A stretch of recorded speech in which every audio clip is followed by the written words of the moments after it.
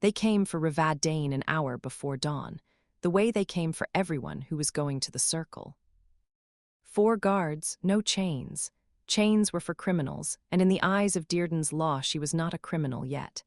She was an accused soldier walking to her trial, and the city gave her the dignity of walking it on her own feet. That was the custom. The custom was older than anyone alive. They took her through the lower streets while the lamps were still burning. Dierden was a fortress city on the edge of the living world, gray stone, narrow streets, walls 6 meters high. But the walls did not face the sea. That was the first thing outsiders never understood. The sea was safe. The harbor was open. The walls faced inland to the east because east was where the dead were. 200 years ago, the world had drowned in its own dead. Nobody alive remembered why. The histories said a great working of magic had failed, and the land had filled with the walking dead the way a holed ship fills with water, and the living had run for the coasts and held them. They were still holding them. Every city that survived was a city with its back to the ocean and its face to the dark interior, and Dierden held the hardest stretch of coast in the north. Rava had stood on that wall for 9 years. 3rd watch, eastern sector. She knew the sound the dead made at the base of the stone on a still night. She knew the smell of the interior when the wind came wrong. She had given Dierden 9 years, and Dierden was now walking her to a stone arena to decide whether to kill her. Her hands were steady. She noticed that and was glad of it. The iron circle sat in the heart of the old city, a colosseum of black stone, 200 years old, older maybe. In Dierden, when an accusation was grave enough and the evidence was a soldier's word against an officer's record, the law allowed trial by combat. The accused stood in the circle, or a champion stood for them. The accuser did the same. The fight ended when one side could not continue. Whatever the circle decided, the city accepted. No appeal. No second trial. The circle did not ask if you were guilty. It asked if you were willing to stand. Rava was willing. That was the only thing she had left to be. The holding room beneath the arena smelled of stone, lamp oil, and cedar resin. Fighters used the resin on their gear. The smell had soaked into the walls across 2 centuries of people waiting in this room to find out if they would be alive by noon. She sat on the bench and went through it again, not because she wanted to, because it would not stop playing. 8 months ago, the night of the Corval's Mill column. Corval's Mill was a settlement 2 days east of the city, farms, a grain mill, maybe 200 people living closer to the dead territory than anyone should, because the soil out there was good and people are people. That autumn, the interior surged. The dead pressed west in numbers nobody had seen in a decade, and the outlying settlements broke and ran for Dierden's walls. The column from Corval's Mill reached the east gate 4 hours after midnight. Rava was on the wall above the gate with her squad. 8 soldiers, her soldiers. Brel, who had been with her 6 years and could put a bolt through a wine cup at 80 paces. Sarek, 19, second winter on the wall, who still flinched at the sound the dead made and was honest enough to admit it. Old Tom, the Vance brothers. Keth, Lana, Priya. She knew their families. She knew what they ate. A wall squad is closer than blood, because blood has never stood on a parapet with you at 4 in the morning, listening to the interior breathe. She saw the column come out of the dark, 60, maybe 70 people, carts and torches and children, moving fast and ragged. Their torches strung a wavering line of light up the east road. And behind them, close behind them, the dead. A drift mass, big one, maybe 200 strong, coming on at the patient, terrible walk that never tires and never stops. Living, the voice came up the road thin with distance and terror. A man at the head of the column, waving a torch in a wide arc. Living, open the gate, we're living. Rava called it down to the gate captain and called for the duty officer, and her squad stood to the parapet with crossbows loaded in her stomach in a knot, because this was the nightmare scenario every wall soldier drilled and prayed never to see. A refugee column with a drift mass on its heels. Open the gate too late, the living die at the wall. Open it too early or too long, the dead come in with them, and then the city learns what the interior already knows. Captain Drask reached the wall 10 minutes later and took command of the gate. She could still see him in the torchlight. Big man. Garrison plate, 15 years of decorations, and a face that had learned to be certain about everything. He took the long glass from the gate captain and looked at the column for 30 seconds. 30 seconds. She counted them later in her memory 100 times, 30 seconds to weigh 70 lives, and then he lowered the glass and said the thing that ruined her life. He said the column was dead lead. He said the dead had gotten in among the refugees miles back, that the column was a mixed mass, that half the people they were looking at were already corpses being walked at the gate like a key. He said the spacing was wrong, the gate in the middle ranks was wrong, that he had seen it before in the southern campaigns. He said if the gate opened, Dierden bled, and he ordered Ravaz's squad to loose on the column before it reached the wall. She refused. She wanted that on the record of her own memory, whatever the city's records said. She refused. She stood in front of him on the parapet and told him the front ranks were living people. She had the better angle and the younger eyes. She could see a woman carrying a child, carrying it high on her shoulder the way you carry a child who has stopped being able to walk but not stopped being able to cry. She could see an old man being dragged on a sled by 2 boys. She could see faces. The dead don't have faces, not in the way the living do. Anyone who has stood a year on the wall knows the difference the way you know day from night. She told the captain the dead were a quarter mile behind the column and losing ground. She told him this was a rescue, not a breach. She told him to let her take 10 soldiers out the sally port and hold the road while the gate cycled. He looked at her the way a man looks at furniture that has spoken. Then he gave the order again. Formal this time. Witnessed. By the book, rank stated, order stated, the gate captain and 2 runners standing right there to hear it. A direct order in an active defense of the wall. And the law on the wall was simple, had been simple for 200 years because walls fall when soldiers debate. Refuse a defense order and the penalty was death, on the spot if the officer judged it needful. Obey and the responsibility ran upward to the officer who gave it. That was the bargain. That was the whole ancient bargain that made the wall work. The soldier gives the officer her hands, and the officer answers for what the hands do. She remembered turning to her squad. She remembered Sarek's face, 19 years old, white as chalk, looking at her, not at the captain, at her, waiting to be told the world still made sense. She remembered that she could not give him that. She gave him the order instead. They loosed. 8 crossbows, 3 volleys into the torchlight at 200 paces. Her squad were wall soldiers. They did not miss. 26 people died on the road before the gate. The rest scattered screaming into the dark, and the dead behind them took some of those too. The woman with the child went down in the second volley. Ravaz knew because she watched, because she had decided that if she was going to give the order, she was not going to look away from what it did. When the sun came up, there was no mixed mass on the east road. There were farmers. There were carts of furniture and seed grain. There was the woman. There was the child, sitting in the road beside her, alive, untouched, too small to be a target and too small to run. Her stomach still dropped when the memory reached the morning. Every time. 8 months had not blunted it at all. She had stopped expecting it to. The child was alive in the city now, fostered by a Gate District family. Ravaz knew the street. She had never let herself walk down it. What happened next was the part that brought her to this room. The garrison record of that night was written by Captain Drask, and the record said, "Dead lead mass engaged at the East Gate per standing doctrine, threat neutralized, commendations recommended. Clean, filed, closed." Then 6 months later, a survivor reached the city, a woman named Tanarel who had been in the middle of the column that night and had lived in the hills since. She gave testimony to the city magistrates, and the testimony was this: there were no dead in the column, not one. The dead were a quarter mile behind them when the arrows came. The column had been screaming the word living at the wall the whole way in. She named the dead, all 26. She was the schoolteacher at Corval's mill, and she had taught half of them their letters. The magistrates opened an inquiry. The inquiry asked Captain Drask hard questions, and Captain Drask answered them by filing a charge.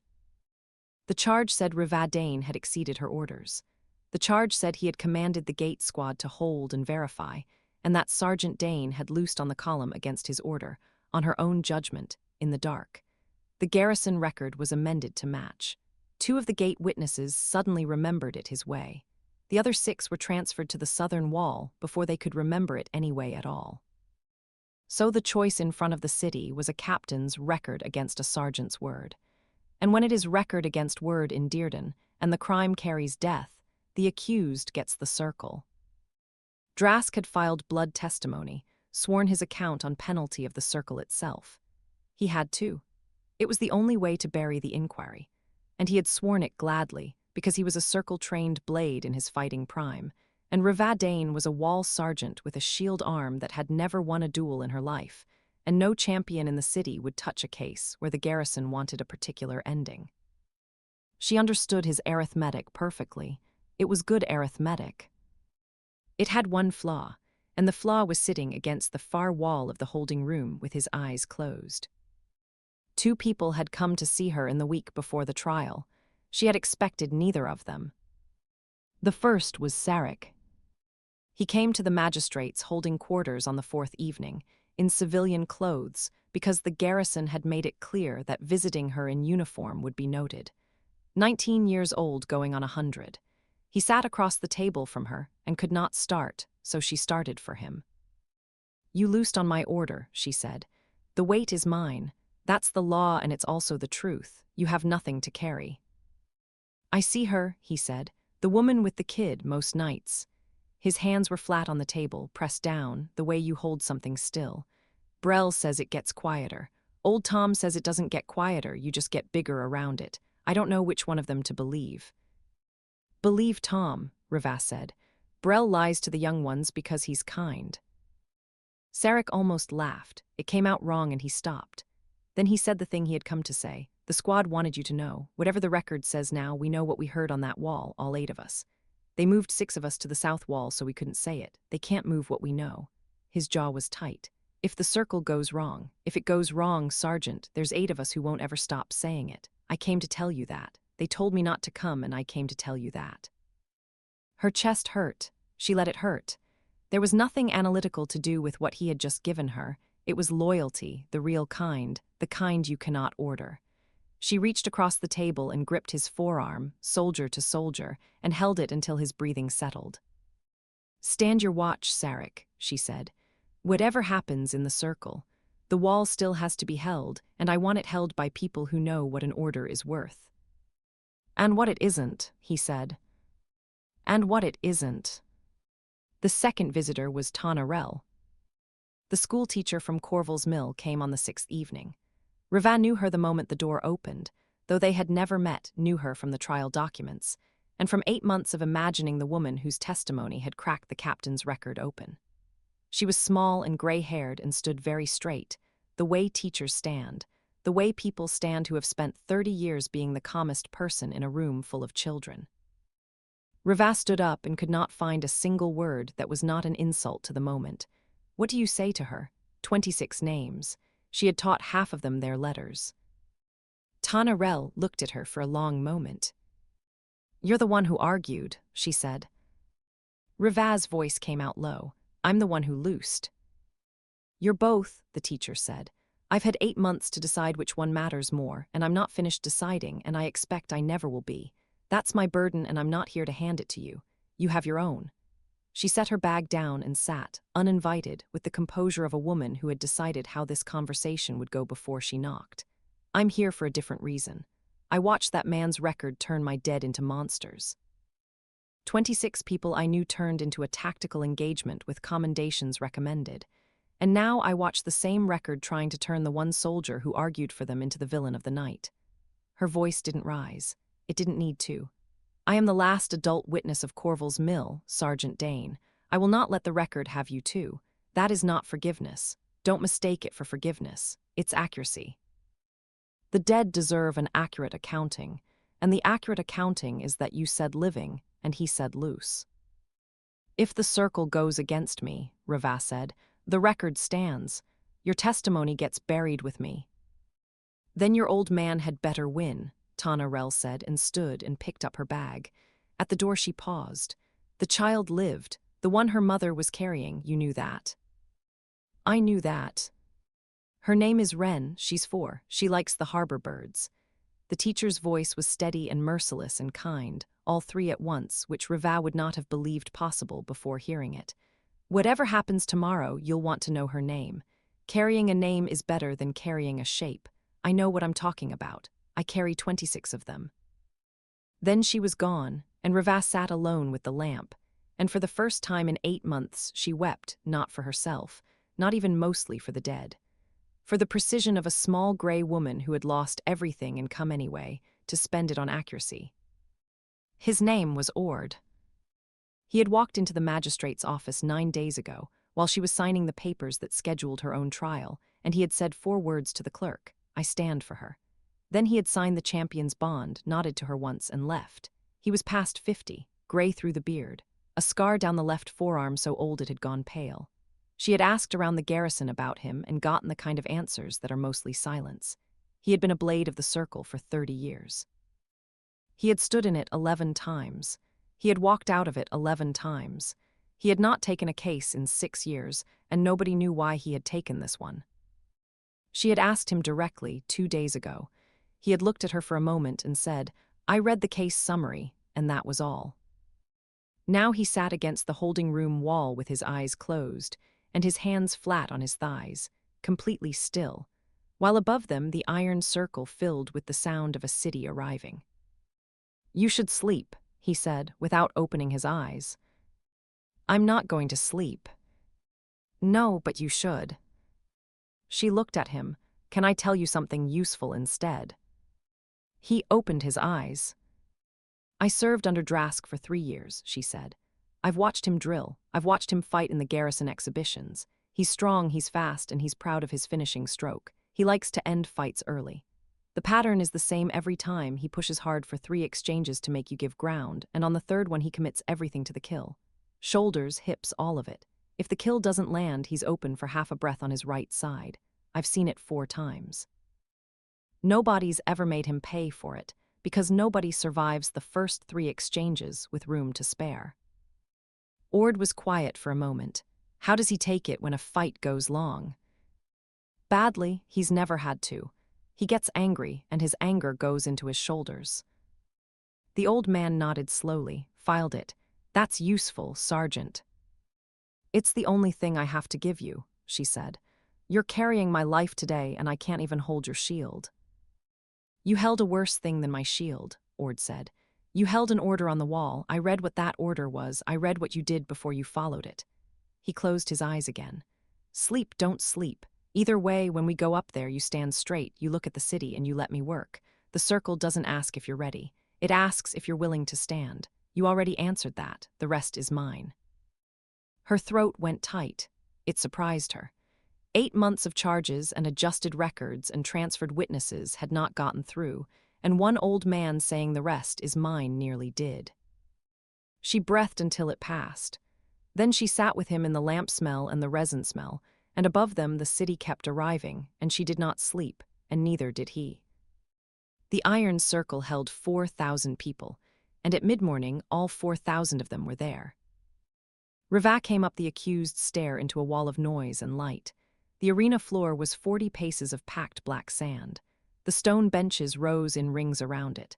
Above the highest ring she could see the city's towers, and past the towers to the east, the top of the Great Wall, the wall she had served, standing at the edge of sight like a gray horizon. The dead were beyond it. They were always beyond it. The whole city lived its whole life with that fact at the edge of every view, and today the city had set it aside for a morning to watch the law happen. She was placed at the accused's mark, a white stone set into the sand at the circle's southern edge. Close. The accused stood inside the arena, not in the stands. If her champion fell, she would be standing 10 paces away when the verdict that killed her landed. The law wanted you near your own consequences. She had always thought that was the most honest thing about the circle, and she still thought so now that the consequences were hers. Across the sand, at the accuser's mark, stood Captain Drask. He had come to fight, garrison plate polished, longsword. He looked the way he had looked on the wall that night, certain. He met her eyes across 40 paces of black sand and gave her a small nod, almost courteous, the nod of a man closing a file. Her stomach turned over. Then it settled into something colder and more useful. She gave him nothing back. The justice of the circle read the matter aloud. The accusation, the blood testimony, the penalty, death, or the inland gate, which everyone in the city knew was a longer way of saying the same thing. Banishment in Dierden meant walking out the east gate into the dead territory with a knife and a day of water. The crowd was quiet for the reading. 4,000 people, and you could hear the wind off the sea.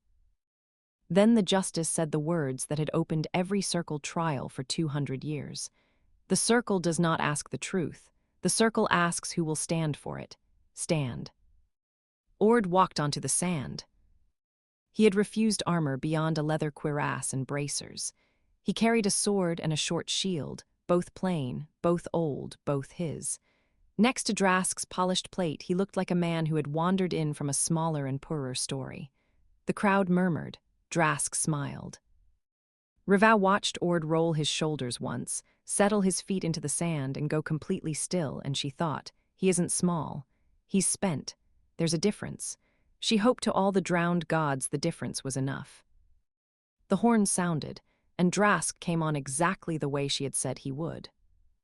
First exchange. He crossed the sand fast for a big man in plate, 2 long strides and a diagonal cut meant to take Ord's shield arm off at the shoulder. Ord didn't block it. He wasn't there. He gave ground to the left, let the cut spend itself, and Drask's boots bit the sand and turned and came again. Second exchange. A thrust hard and straight, then a back cut on the recovery garrison technique, drilled 10,000 times fast as a trap snapping. The thrust scraped off the short shield. The back cut touched Ord. Rivaux saw it land, a line opening along his ribs through the leather, red showing immediately. The crowd roared, Drask's mouth curled. Ord gave more ground. Her heart was slamming. 10 paces away, her life was being decided at the speed of a knife fight, and there was nothing in her hands. She made herself watch the way she would watch from the wall. Read it. Don't feel it. Feel it after. And reading it, she saw what the crowd couldn't. Ord was losing ground in a pattern. Every step back was a half step to the left. He was steering the fight, turn by turn, so that Drask's third exchange, the big one, the proud one, the kill, would come with the morning sun off the sea sliding along the edge of Drask's own helmet line. Not blinding, just enough. A tax on the eyes at the exact moment the captain liked to spend everything. Third exchange. Drask planted, dropped his shoulder and committed hips, shoulders, all of it, the finishing stroke he was proud of, the one that had ended 4 exhibition fights and 2 careers. A falling cut with his whole armored weight behind it, aimed to split the old man from collar to hip. It did not land.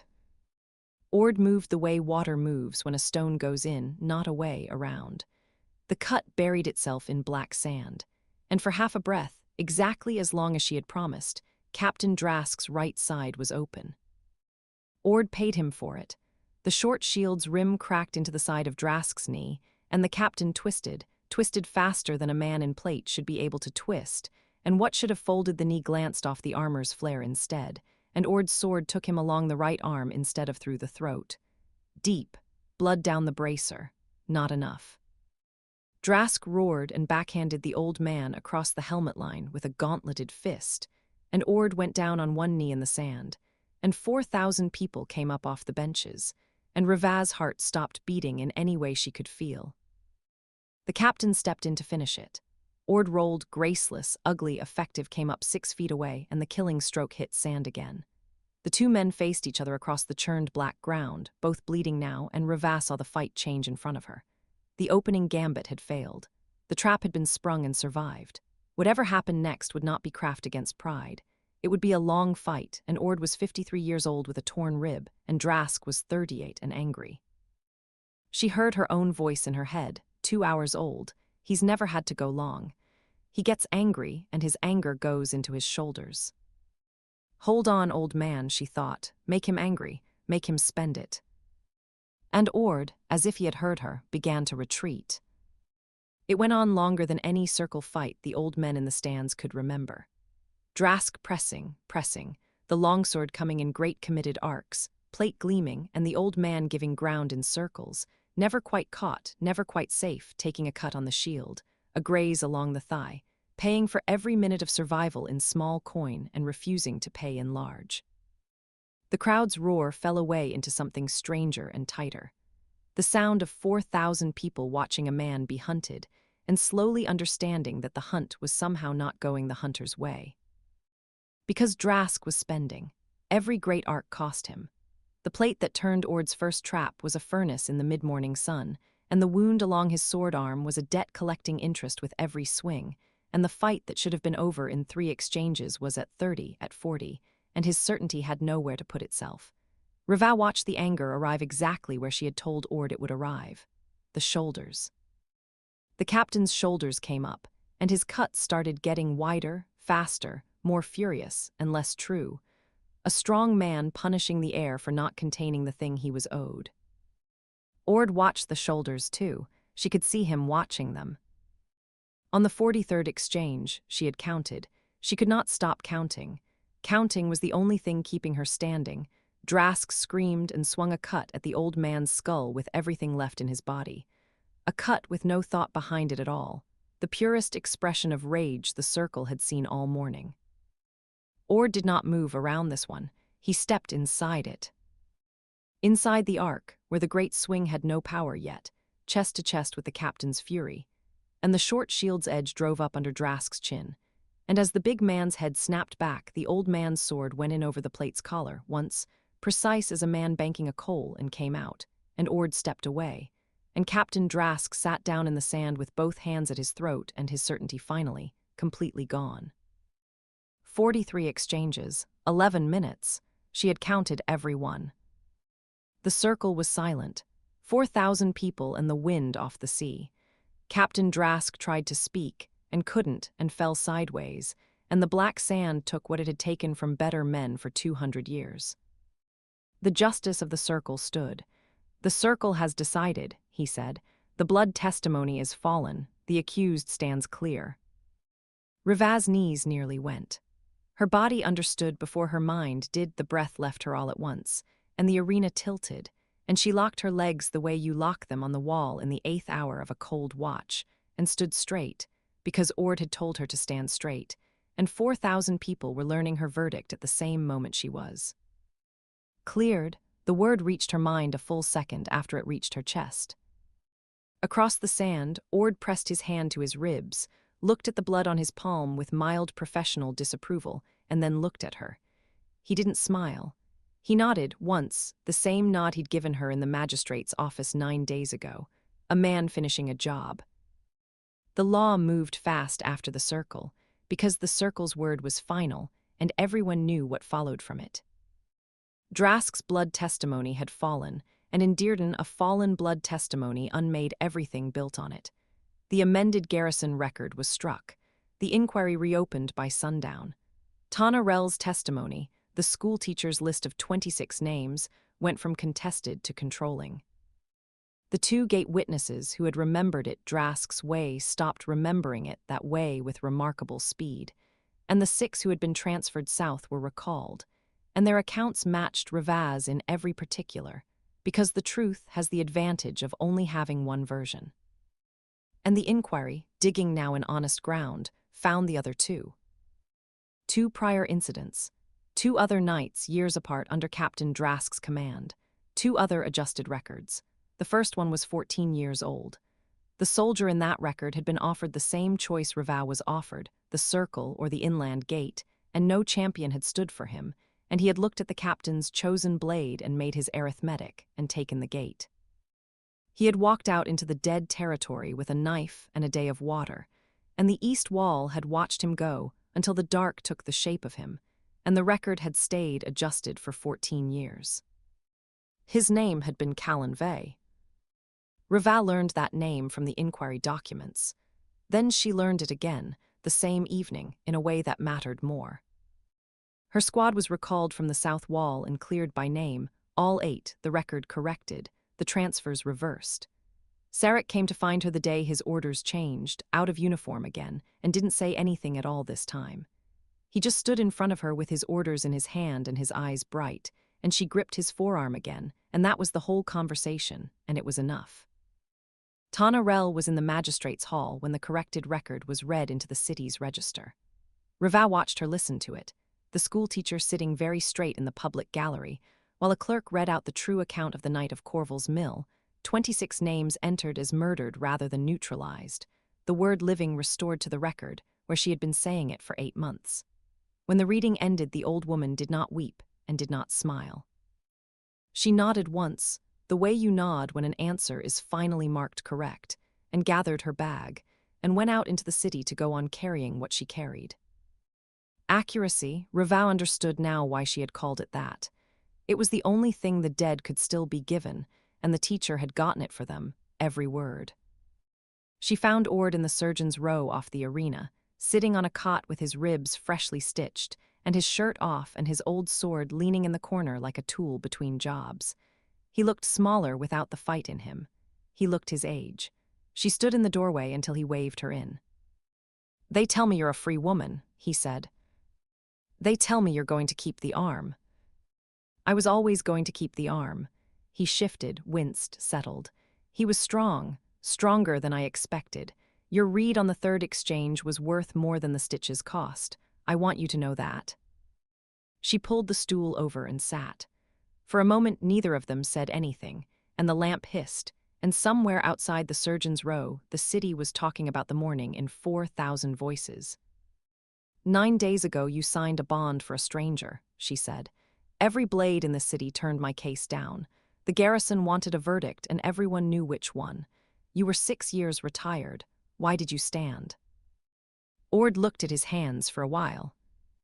14 years ago a boy I trained was charged off a captain's record," he said. "Same captain, same shape. Order given, order obeyed, record adjusted, charge filed. He asked me to stand for him." The old man's voice didn't change, but his hands went very still. "I was still garrison then. Standing would have cost me my commission. I told myself the record was probably true. Records usually are. I told him I was sorry." "Callan Vey," she said quietly. "Callan Vey." He said the name like a man setting something down with care. "He took the gate. I was on the wall when he walked out. He didn't look back at the city because the city hadn't earned it. I have thought about the next part every day for 14 years, and the next part is, the dark takes the shape of a man, and then you can't see him anymore, and you go on being a man with a commission." He looked up at her. "Then 9 days ago I read a case summary, and it was the same captain and the same shape. So no, I didn't stand for you, Sergeant. Not at first. I read your file on the way to the magistrates, and I stood for you by the time I signed. But I walked through that door for him." Her eyes were burning. She let them. 8 months of holding it level, and this was the place to set it down, a surgeon's cot, an old man, a dead man's name. "Then he stood in the circle today, too," she said. Ord was quiet for a long moment. "Yes," he said finally, "I believe he did." 3 weeks later, Revaux took the third watch on the eastern wall. Her reinstatement papers had offered her a choice of postings. South Wall, Harbor Garrison, Training Command, anywhere a cleared soldier with a famous trial could go to be comfortably forgotten.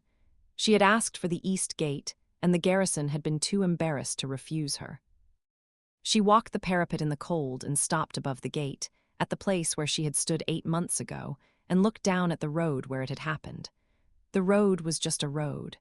The interior beyond it was dark, the way it was always dark, the way it had been dark for 200 years. Somewhere out there was whatever remained of Callan Vey, and 26 people from Corval's mill whose names she had learned from a schoolteacher's testimony, and she said the names to the dark, all of them, one at a time, the way you check a watch roster. It took a while. The wind off the sea came over the city behind her and went out over the wall into the east, and she let it carry the names as far as it would. The last name she said was not one of the 26. It was a small name, a living one. Wren, 4 years old, likes the harbor birds. The teacher had been right, a name was better than a shape. The shape had owned her nights for 8 months. The name was something else. The name was a girl growing up safe behind a wall in a city where the record now told the truth about her mother, and Revaux found she could hold the name without it cutting her. Not painlessly, but the way you hold a watch post. The way you hold something that is yours to hold. Then she straightened and settled her cloak and walked her watch. The wall had to be held. It had always had to be held, but it mattered who held it and how and what they would refuse, and Dierden's eastern wall was held that night by someone who knew exactly what an order was worth and exactly what it wasn't. The dead pressed the dark beyond the stone, patient as the sea. The light along the parapet held,